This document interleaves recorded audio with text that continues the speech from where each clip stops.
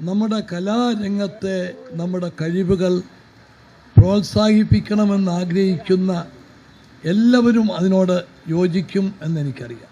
കലാപരമായിട്ടുള്ള കഴിവുകൾ ധാരാളം ഉള്ളവരുണ്ട്.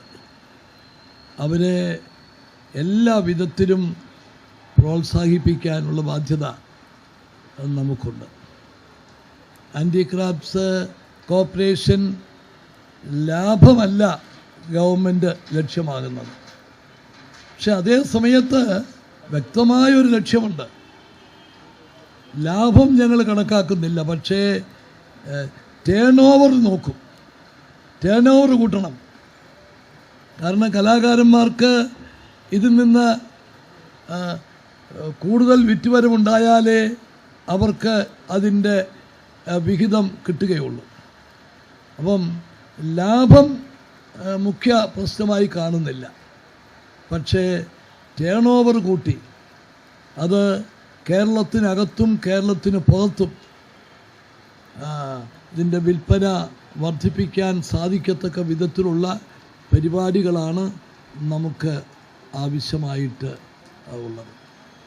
ഞാൻ കേരളത്തിന് പുറത്ത് പോകുമ്പോൾ നമ്മുടെ ഹാൻഡിക്രാഫ്റ്റ്സിൻ്റെ ഷോറൂമുകളിൽ സാധാരണ കയറാറുണ്ട്. അവിടുത്തെ വിൽപ്പന, അവിടുത്തെ അവരുടെ പ്രോഗ്രസ്, ഏതൊക്കെ കലാരൂപങ്ങളോടാണ് അവിടെ ഉള്ളവർക്കുള്ള പ്രത്യേക താല്പര്യം, ഇതൊക്കെ ചോദിച്ച് അറിയാറുണ്ട്. അപ്പോൾ അത് നിശ്ചയമായും ഹാൻഡിക്രാഫ്റ്റ്സിൻ്റെ പ്രവർത്തനങ്ങൾക്ക് എല്ലാവിധ സഹായങ്ങളും നൽകും. നിങ്ങളുടെ ഇപ്പം ലോണ് ഷെയർ ക്യാപിറ്റലാക്കണമെന്ന് കമറുദ്ദീൻ പറഞ്ഞു.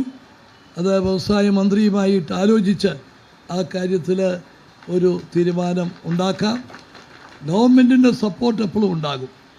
പക്ഷേ അതനുസരിച്ച് നിങ്ങളുടെ പ്രവർത്തന മേഖല വളർത്തിയെടുക്കാൻ കൂടുതൽ ഈ രംഗത്തെ കഴിവുള്ളവരെ അവരെ പ്രോത്സാഹിപ്പിക്കാനൊക്കെ ഈ കോർപ്പറേഷൻ കൊണ്ട് സാധിക്കണം.